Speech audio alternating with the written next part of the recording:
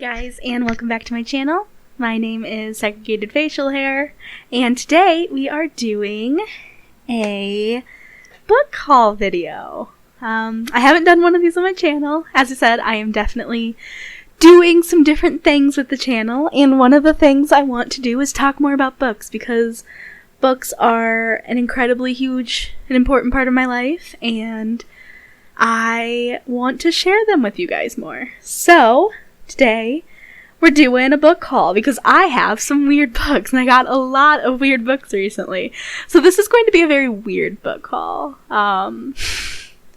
It's maybe not going to be books that you might not be familiar with almost any of these books. None of them are all that recently released. A lot of them are nostalgic. I'll go into it more as we look at the books, but it's a very weird book haul today. So I thought it would be fun. So, first one we are going to start with is Meet Cute. I have the dust jacket off because I am actually reading Meet Cute right now. There's the side if you want to look at it.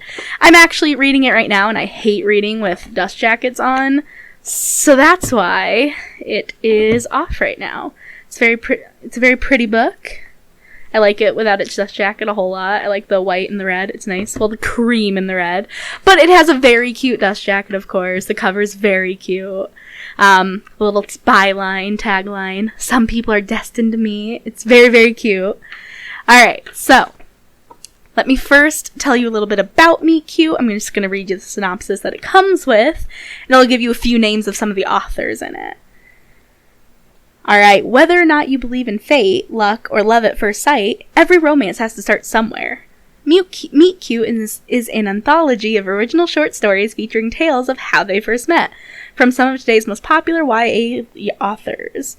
Readers will experience Nina LaCour's beautifully written piece about two Bay Area girls meeting via a cranky customer service tweet, Sarah Shepard's glossy tale about a magazine intern and a young rock star, Nicola Yoon's imaginative tale on breakups and makeups, Katie Catugno's story of two teens hiding out from the police at a house party, and Huntley Fitzpatrick's charming love story that begins over iced tea at a dinner. Then it just gives you more ideas of what some of the stories are and some of the authors. So, this incredibly talented group of authors brings us a collection of stories that are at turns romantic and witty, epic and everyday, and heartbreaking and real. I have only read 2 of the stories so far. As I said, I'm reading this one right now. I'm a little bit of the way through it. I have read the first 2 stories, and this is not going to be an opportunity for me to give a book review exactly, so I'm not going to talk about it too much. But, so far I've been really enjoying it. I have wanted this book for such a long time, and I'm broke. Unlike most of the people, well, not most, but unlike many of the people we see on BookTube, I can't just afford to buy new books when they come out. So I've wanted this for quite a while now, and I was finally able to get it off of Thrift Books. I am not affiliated or sponsored or associated in any way with Thrift Books, although Thrift Books, please hit me up. I just really like their service, and this finally was a decent price on Thrift Books, so I got it. All of the books I'm going to be talking about, almost anyway, are from Thrift Books. Again, not sponsored, not associated, not affiliated. Would not mind being sponsored, though. But this is Meet Cute. I really like it so far from the couple stories I've read. It's also very LGBT and queer friendly. One of the first 2 stories I've read so far has featured LGBT characters, and I know a few more at least will, so I'm excited to finish it. And when I finish it, I will probably be posting a review on this channel. So that's Meet Cute. Now I can go put the dust jacket away, thankfully. Really hate these dust jackets. Alright. Now we're going to be on to a couple of the weirder books. I'm going to go into my nostalgia category. Still learning how cameras work. Again, this is a weird book haul. It's not the book haul you see most booktubers doing, but it's my book haul, so we're gonna do this. Alright, so you might recognize 1 or 2 of these, you might not. I will talk about them both in turn, but again, I'm calling this this is the nostalgic part of my book haul, because these are two books that I loved as a kid. Piers Anthony is such a weird author for me. I read him at a very young age. Probably way younger than I should have been reading him necessarily. But yeah, I read him as a pretty young kid, and now so I like his books without really caring much for the actual quality of them, I guess you could say. I don't even know how people feel about Piers Anthony. I just never hear people talking about him anymore. But I like his books. And I haven't read one or owned one in years and years. And I decided to pick up Split Infinity again, and I want to give this guy another read. So let's quickly talk about Split Infinity. For those of you who don't know anything about Piers Anthony, his books are weird. A little sexual, a little weird. he's a lot. And all I could remember about this book when I was first trying to find the title, because I couldn't remember the title of it. All I could remember is that there was a planet with, like, love robots, because YouTube won't like the other word. And that's how I found it, by looking that up. So, fair warning, his books are weird. Let me quickly read you the synopsis of Split Infinity.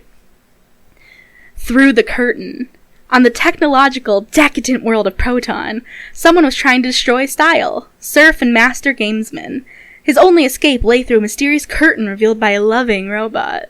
Beyond the curtain lay Phase, a world totally ruled by magic. There, his first encounter was with an amulet that turned into a demon determined to choke him to death. And there, he soon learned, his alternate self had already been murdered by sorcery, and he was due to be the next victim. Know thyself, the infallible oracle told him.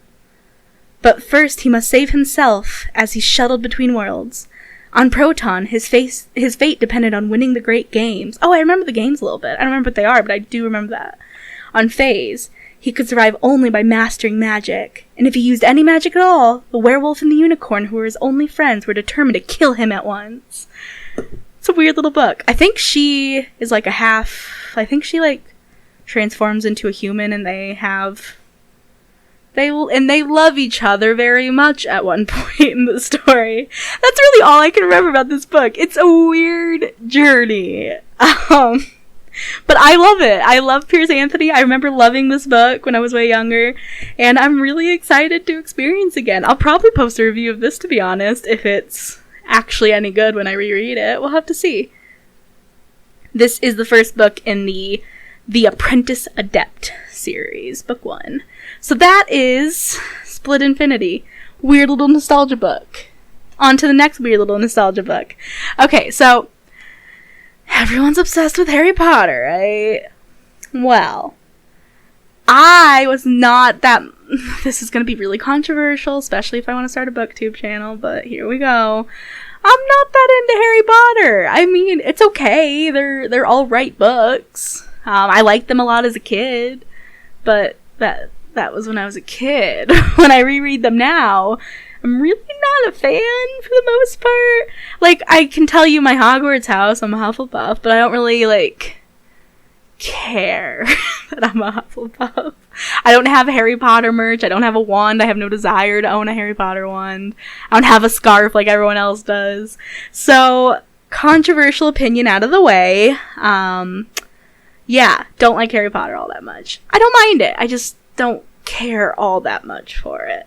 But this was my childhood. This was my Harry Potter. Like, when everyone else was obsessed with Harry Potter, I was obsessed with the Warriors Cat series. And this is the first book ever written. It's got a fancy new cover. I got this also from Thrift Books, so there's a tiny bit of wear and tear on it, but that's because I paid for the either good or acceptable condition. So this is about what you can accept from... This is probably good or very good, not acceptable. But yeah, so tiny bit of wear and tear. So it looks a little broken in. But this is like a fancy redesign of the original covers, which is really exciting. I'm so excited to reread this. But I should tell you about Warriors. So, it's a huge series right now. Like, I don't know how many books there are total in the series. There are hundreds, I feel like. I don't think there's hundreds, but this is a giant series. There are multiple different series split in it. It's huge now. They have a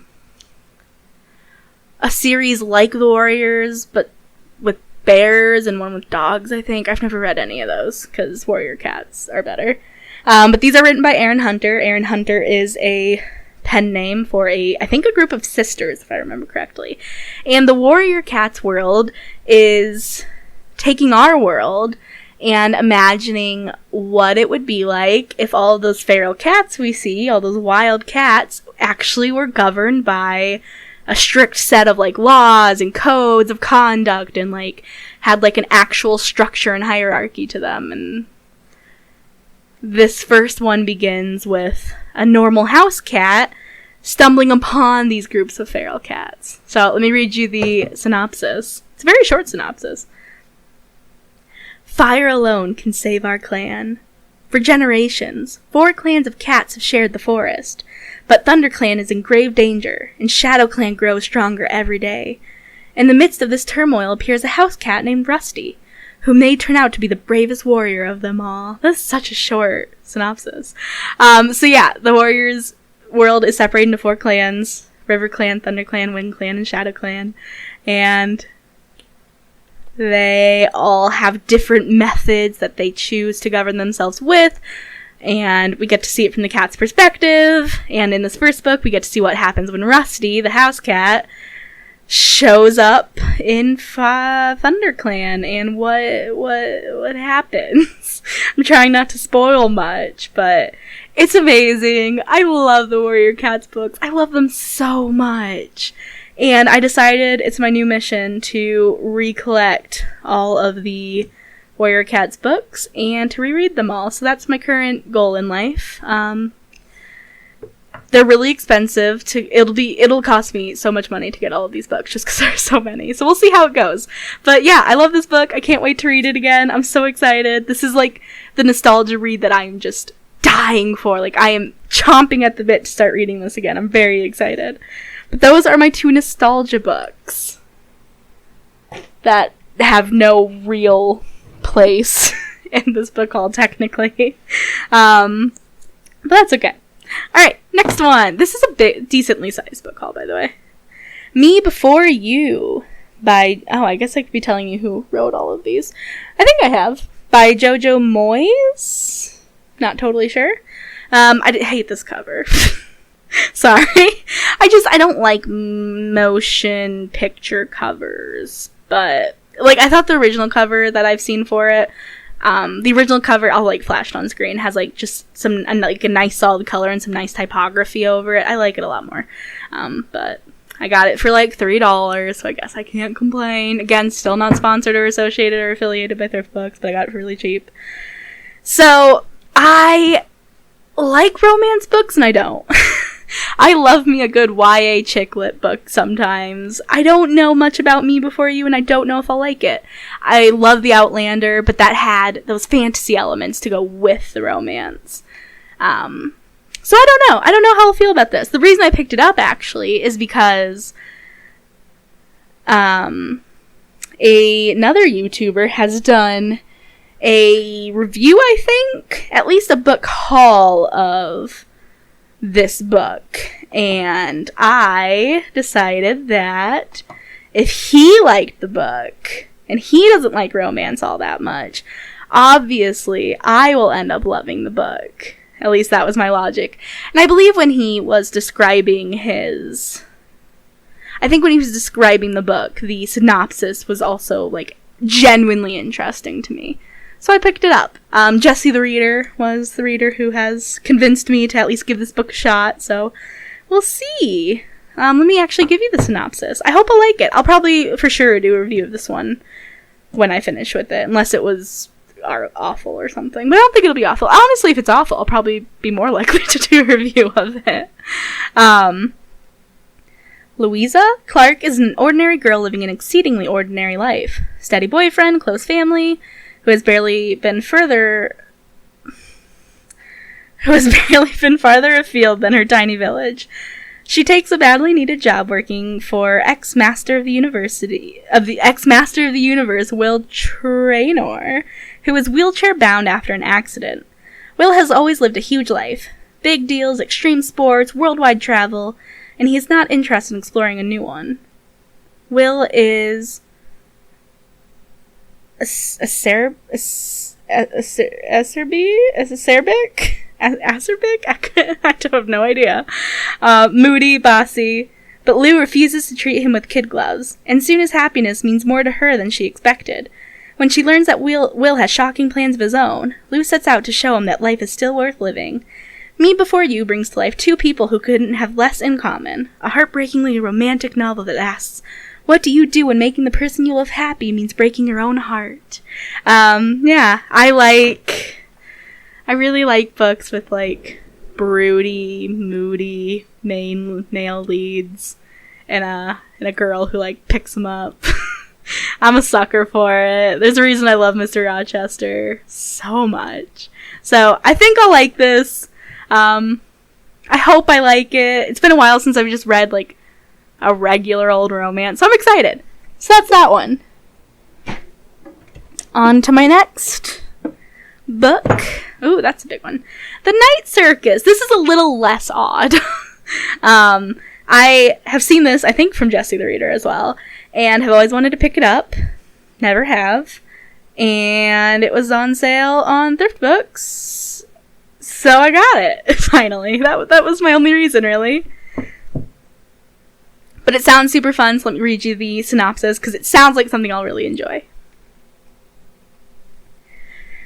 The circus arrives without warning. No announcements precede it. It is simply there, when yesterday it was not. Within the black and white striped canvas tents is an utterly unique experience full of breathtaking amazements. It is called Le Cirque des Rêves, and it is openly open at night. But behind the scenes, a fierce competition is underway. A duel between two young magicians, Celia and Marco, who have been trained since childhood expressly for this purpose by their mercurial instructors. Unbeknownst to them both, this is a game in which only one can be left standing. Amidst the high stakes, Celia and Marco soon stumble headfirst into love, setting off a domino effect of dangerous consequences, and leaving the lives of everyone from the performers to the patrons hanging in the balance. I didn't realize it had such a romance vibe to it, but that's okay. Again, I don't dislike romances. It's got, like, a nice cover. Again, tiny bit beaten up because I got it from Thrift Books. It's a thrift store book, but overall really good condition. And again, the cover's very nice, very cute. And this idea of the circus sounds really fun. And I'm down for some romance with dark fantasy elements. So I'm really, really excited to read this one. No idea when I'll get to it, but I'm excited for it either way. Alright, on to the last few books of today's episode. Hang on, I'm gathering them all up first. This is our last little bit to get through. These were all saved for last because, okay, we're gonna take a second to talk about a problem of mine. Hello everyone, it's nice to meet you. My name is Megan, and I am an addict. I have been addicted to this for a few years now, ever since I first discovered it. I am addicted to buying books from the Dollar Tree. I know it's a problem. I'm working on it, but right now I can't get past that. So, these are all Dollar Tree books that I got in the last 2 days. Yeah, I love Dollar Tree, and they started selling books, and my local one did anyway, and I'm obsessed. I can't stop buying them. I've never read a single book I've gotten from the Dollar Tree yet. For the record, let me quickly explain my book addiction. I'm an English teacher, so my weird obsession with buying too many books that I'd never read is actually sort of justifiable because they just go to my classroom library anyway. So the fact that I keep buying books that I might never read, it's fine. That's what I'm saying. But I've never read one of these Dollar Tree books yet, but I can't stop buying them. So my goal is to start reading them and doing Dollar Tree book reviews, because I'm so curious. I don't even Google these books before I buy them. If they have like a slightly interesting cover, I just pick them up and they come with me because they're $1. That's amazing. Like, how much was this originally? This one was originally $15. Can you see that? Hang on. Can you see that? It was originally $15 and I got it for $1. That is a steal. So that's my addiction. Let's go through some of these books and I'll tell you their summaries. So maybe you get why I picked them up a little bit. Because I swear, they sound interesting. So this first one is I'll Stay from Karen Day. And the little byline, there's a price to pay for saving yourself. Let's read this. I really like this cover. Only complaint is I don't like how yellow this yellow is. I wish it was that yellow, but otherwise, the cover's really nice. And this is the synopsis. There are more decisions that you can never unmake. Oh, there are some decisions that you can never unmake. You can only atone for them, or try to. During her senior year of college, Claire Michaels takes a spring break trip to Florida with 3 other girls, including her best friend Lee. She's hoping for adventure and a few stories to share back at school. Instead, a string of bad choices leads to a horrific accident, and Lee offers herself up so that Claire can escape. In the weeks and months that follow that fateful incident, Lee, once so dynamic and ambitious, flounders and withdraws. Claire was the only person to whom she'd ever confided about her troubled past. For Claire, that role felt like an honor, until it becomes a burden. Now she's trying to make amends for her momentary selfishness by taking care of Lee, just as she's been taking care of her high-strung mother, whose best-selling novel has been both windfall and curse. Years pass, circumstances change, and contact between Claire and Lee ebbs and flows. But the events of that night in Florida are impossible to escape. They keep dragging Claire back, forcing her to confront what really happened, and her part in it, in hopes of untangling guilt from loyalty and earning forgiveness at last. This sounds really interesting because I like books that deal with tough or complex emotions and deal with complex relationships. So this seems really interesting to me because I'm excited to see how the book approaches whatever this relationship is and whatever this event was. So hopefully I'll actually read it at some point. And if I read it, I'll be sure to make a review of it. Alright, I got this one because look at this freaking adorable cover. Look at this. There's a little dragon. It's all shiny. This is the cutest cover in the world. I love it. It's called Gertie Milk and the Keeper of Lost Things. Oh, it's so cute. By Simon Van Boy. I don't know how to say his name. Look at this little artwork on the dust jacket. It's so cute. This is a middle grade book as far as I'm aware. It sounds very middle grade. So let me give you the synopsis of Gertie Milk. Such a cute name. When 12-year-old Gertie Milk washes up on the island of Skuldark, she finds that all her memories are gone. Home to helpful slug lamps, delicious moonberries, and a ferocious guardworm, the island is full of oddities, including a Cody cottage containing artifacts from every corner of history. There, Gertie discovers that she's been chosen as the next keeper of lost things, tasked with the mission of returning objects to history's most important figures right when they need them. With the help of a time machine disguised as a vintage sports car and the guidance of her fellow keeper, Colt, Gertie dodges an elephant army in ancient Alexandria, crashes a 1920s flapper party, and battles a ruthless Zhou dynasty king. But soon, Gertie encounters an enemy that threatens everything that keepers stand for, the losers, villains who don't want to keep order but destroy it. Now, Gertie must uncover the truth of her own past if she wants to stop the losers and set history back in place. Yeah, ages 8 to 12, it's middle grade. This sounds amazing. It sounds so precious. I really hope I actually get around to reading this. I don't know if it's any good. I have no idea. But it sounds so good. It just sounds cute and wholesome and like a good time. So I'm really excited to read Gertie Milk. I'm going to do my best to read it and give you guys a review of it because I'm genuinely really looking forward to it. So that's Gertie Milk. Next Dollar Tree book. The Brethren from Robert Merle. Again, this had a really cool cover, so I picked it up. Honestly, I got a tiny bit bored when I was reading the synopsis, but just look at this cover. I love it. It's slightly embossed or bezeled. I don't know which one, but it's very nice. This is the first book in the Fortunes of France series. Oh, I don't know how to say half of these words. It's French. I'm sorry. I'm not good with French. The Périgord? I don't know. The Périgord of 16th century France is a wild region on the edge of the reaches of royal authority. Its steep forested valleys roamed by bandits of brigands and gypsies. Its communities divided by conflict between Catholics and converts to the new Protestant faith, the Huguenots. To this beautiful but dangerous country come two veterans of the French King's Wars, Jean de Siorc and Jean de Sauveterre, the Brethren. They make their home in the formidable chateau of Mespeech, and the community they found prospers. But they are far from secure. Religious civil war leans on the horizon, famine and plague stalk the land, and the pair must use all their wits to protect those they love from the chaos that threatens to sweep them away. So this, in case you couldn't tell, is a historical fiction book. I don't think it's historical fantasy. I think it's just historical fiction.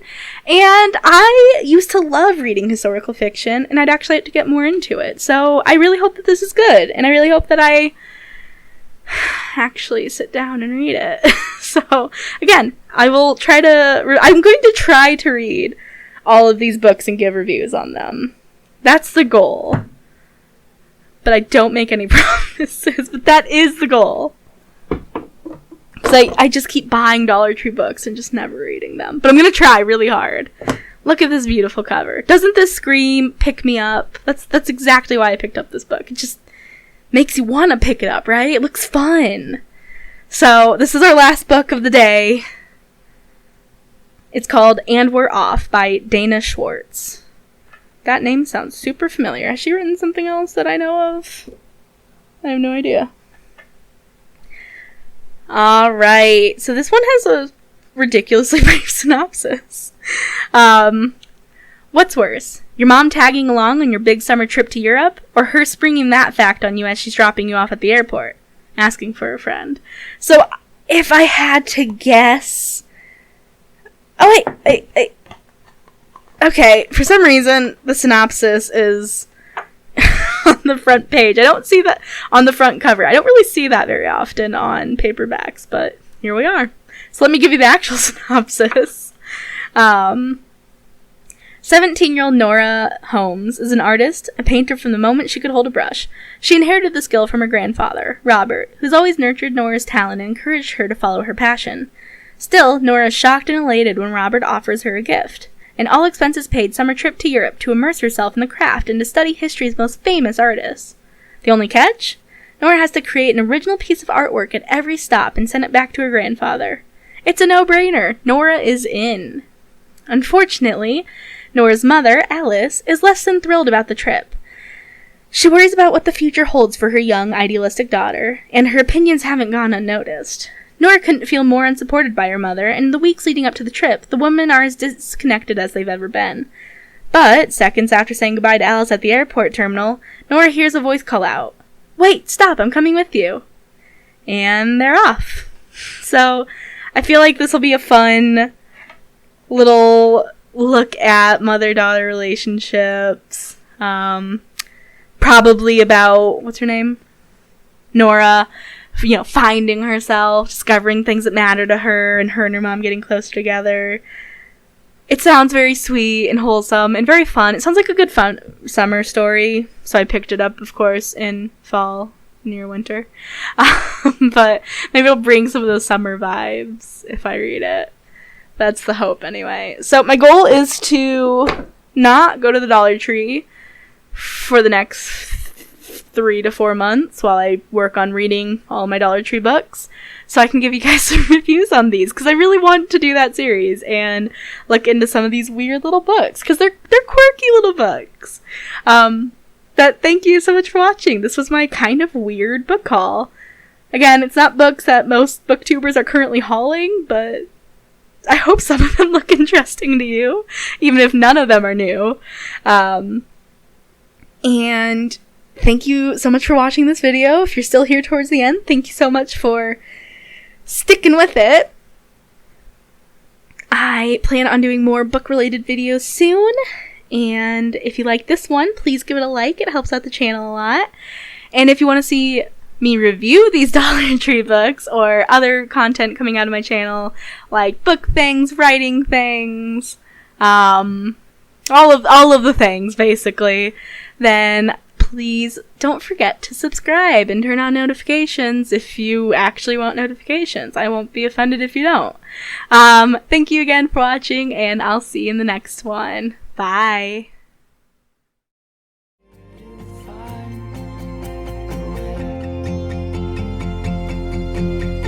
So hold me in your arms, I just can't stay. It gets easier to